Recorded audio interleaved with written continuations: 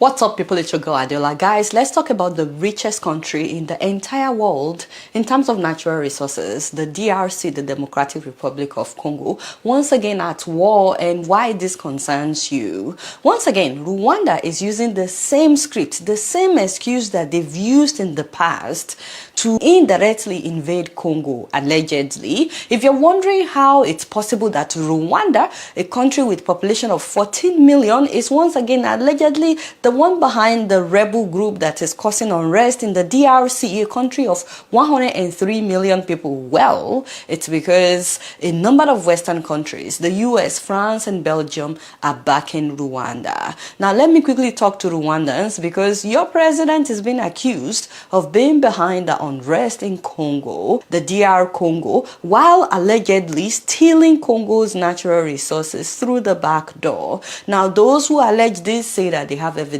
by the way, and we'll get to that later.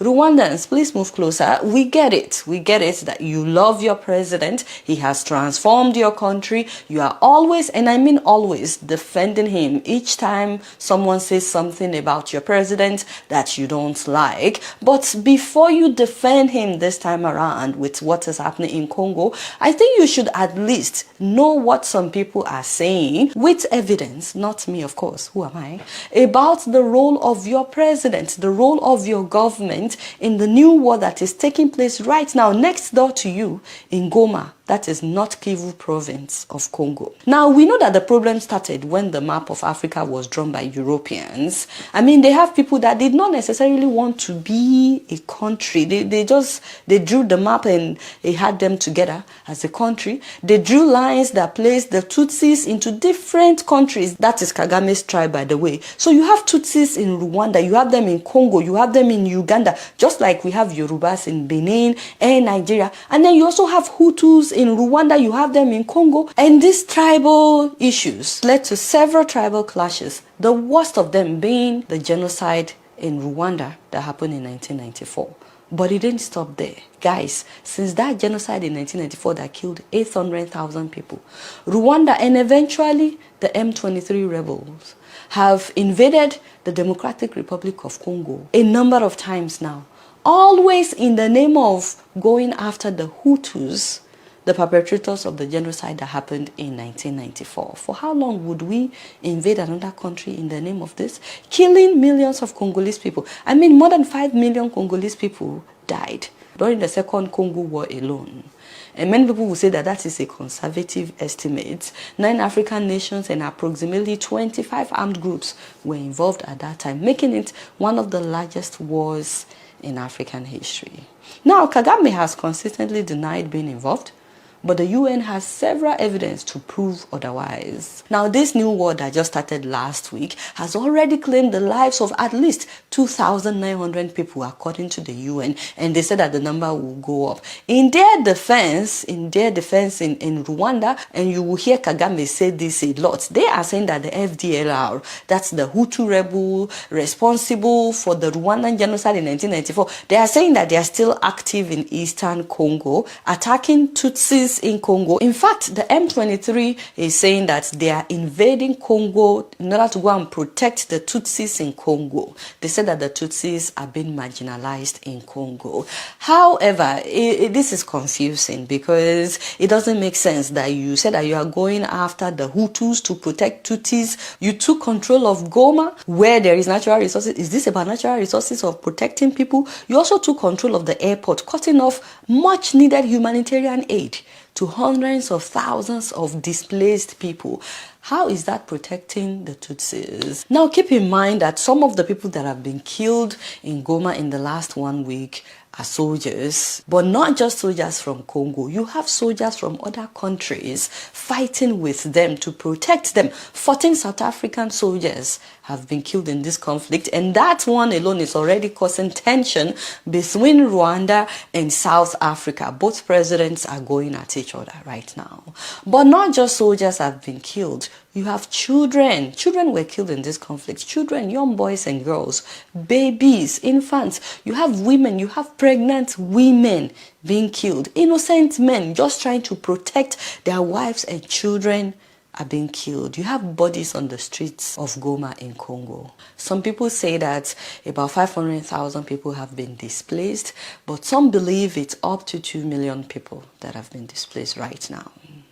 Meanwhile, since last year, despite the fact that your president has repeatedly denied any involvement, the UN said that they have photographs, that they have drone footage, they have video recordings, they have testimonies and intelligence to back this claim. First of all, they said that they have evidence that Rwandan military officers often visited the M23 rebel camp where they are being trained at a hilly terrain not far from Rwanda's border. They also mentioned Sultani Makenga, who fought for Kagame in the early 1990s in Rwanda, is now the M23's military chief, and that he attended some of the passing out ceremonies of 3,000 new recruits that joined in October of 2024. And then the UN estimated that between 3,000 and 4,000 Rwandan army troops are on the ground in the DRC. So let me ask this directly, Mr. President. Today, on the 3rd of February, does Rwanda currently have any troops at all in Eastern DRC? I don't know. You're the commander-in-chief. Yeah, there are many things I don't know. They also said that the advanced weapons that the M23 rebel is using is not available to any of the other numerous armed groups that are operating in Eastern Congo, and that they were supplied by the Rwandan government. For example, Rwandan forces and the M23 allegedly fired 122mm rocket hitting displacement camps. This means they are shooting at refugees. How is that protecting the interest of the Tutsis? The M23 is also using anti-tank guided missiles made in Israel. And they're using technology to interfere with GPS. They were able to stop Congolese army from flying the drones that they acquired from China. So Congolese army is buying drones from China and they're able to stop them. They are jamming their GPS signals. They're basically saying, how is a rebel group able to afford all this? And of course, President Kagame has dismissed all these UN reports. He wants everybody's attention to focus on the activities of the FDLR. Again, that's the Hutu rebel group that was responsible for the genocide that happened in Rwanda in 1994. He is saying that their presence in Congo makes Congo an unsafe neighbor. Now, more importantly, why is there so much interest in Congo? Well, it is the richest country when it comes to natural resources. Now, the interesting thing though is that Rwanda, the next door neighbor, is now the biggest exporter of coltan. That's a rare mineral that is used to make tantalum, which is used in many electronic devices and in the automotive industry. They use this thing in making cell phones, laptops, cameras, and the inside of cars. But guess what? Congo is the one with the biggest reserve of coltan. But Rwanda is the biggest exporter, and people are like, how come Rwanda is the biggest exporter of something that belongs to its neighbor? And they've been the biggest exporter for many years. In defense of Rwandans, they will tell you that they also have coltan in their country. But many people in Congo believe that it is their natural resources that Paul Kagame is using to develop Rwanda. That's why it is very hard to put Rwandans and Congolese people in the same room. Trust me, I've been there. It is not pretty. And Rwanda exports coltan, for instance, which does not exist here, is smuggled from DRC. No, please, I invite you. We'll show you where we mine coltan. Rwanda has consistently denied taking resources from Congo, of course. But let's just go back to May of last year. Just May of last year, when this same rebel group, M23, captured a mining town in Congo. The town is known as Rubaya. According to the UN, in December of last year, just December alone, this rebel group, M23, now collects at least $800,000, American dollars, every month from the taxation of coltan in Rubaya.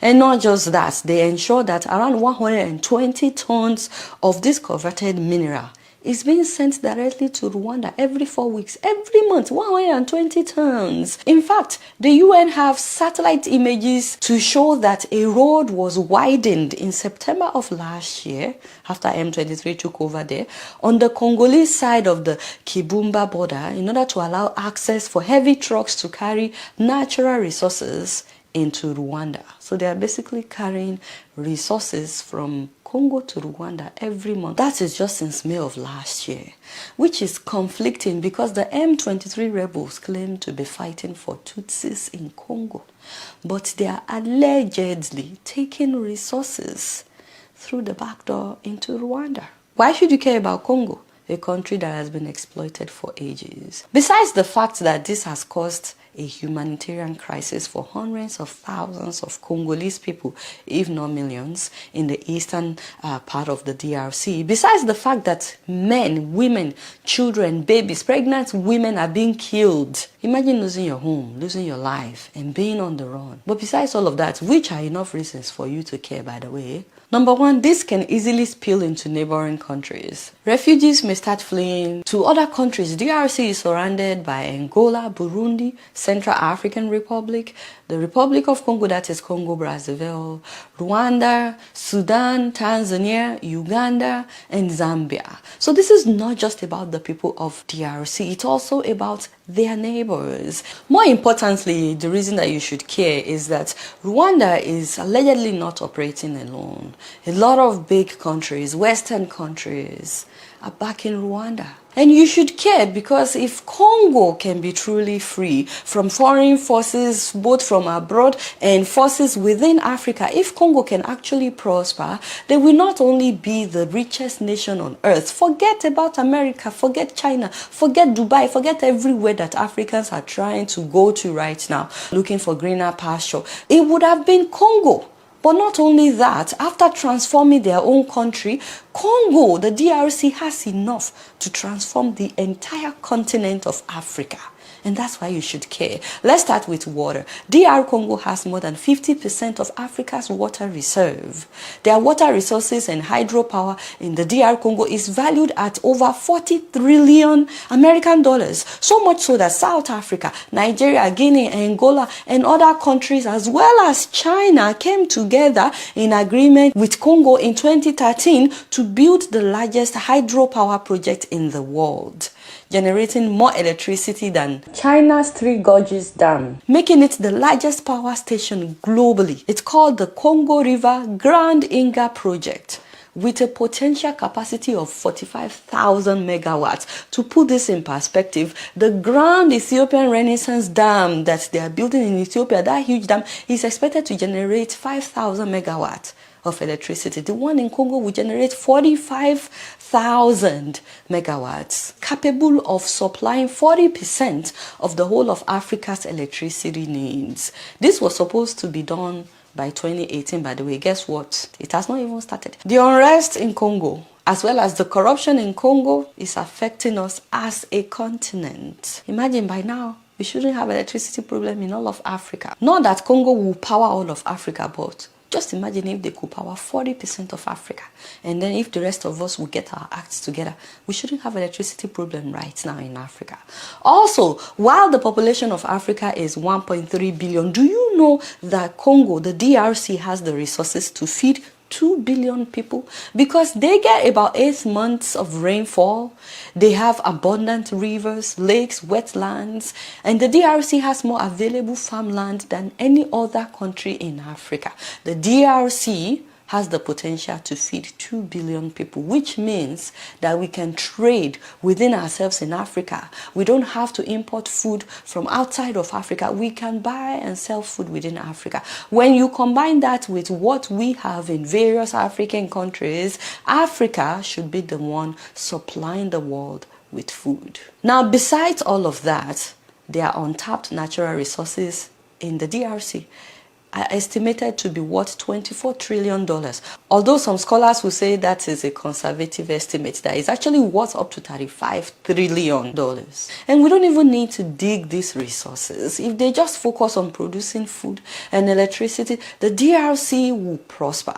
Unfortunately, these resources are what a lot of invaders are after in Congo. But there is enough to go around. They have enough to transform Congo and still sell to others. But many people are interested in stealing it while making sure that the owners of the resources have no peace. Do you know how many people have been killed in the DRC. Between 1988 and now, official report says 6 million, but Congolese activists will tell you it's up to 12 million. Now that's double the population of Ireland or Norway. It's way more than the population of Greece. It's more than the population of the whole of Togo, or the whole of Sierra Leone, or the whole of Liberia. It's more than Gambia, Gabon, Botswana, Eritrea put together. That's the number of people that have been killed in the DRC just between 1998 and now, primarily because of their natural resources. And let's not forget that Belgium also killed at least 6 million people in this same country because of their natural resources. I made a video about Patrice Lumumba, by the way, the first Prime Minister of Congo. I'll put the link in the description so that you have a better understanding of the conflict that is happening in Congo. So besides all those killings, we now have another war. The rebels said that they've ceased fire, but there are several reports that they are still killing people. And they also threatened to march all the way to the capital of the DRC, Kinshasa. Now this brings me back to my initial question. For the people of Rwanda, why are you silent in the face of this injustice going on next door? When will you lend a voice to your neighbors? The people of DRC have been protesting for years. Last week, the protesters attacked several embassies in Kinshasa. They attacked that of France, Belgium, Uganda, Kenya, and the US, countries that they believe are benefiting from their exploitation, and countries that they believe can speak out for them and they are not. But they also especially attacked that of Rwanda. We can't even remember the last time that there was protest in Rwanda. We know that there's no freedom of expression in Rwanda, even though it's a beautiful country and all. People cannot just protest or say anything about the government. But just because things are running smoothly in your country, you cannot be silent about what people are going through next door. Now, if you're not Rwandan and you're wondering how you can help, the people of Congo, the people of DRC are saying you can do one of 5 things that you can demonstrate at a Rwandan embassy, wherever you are in the world. They are saying that you should support the Don't Visit Rwanda campaign that is going on right now. They said that you can write a letter to the government of Rwanda. They're saying that you can donate to Friends of the Congo's emergency relief effort, and that you should spread the word about what is happening in the DRC. I'm really hoping to hear from Rwandans about what is happening in the DRC. Please don't just defend your president if you are intending to, but speak about all this evidence, speak about what is happening right now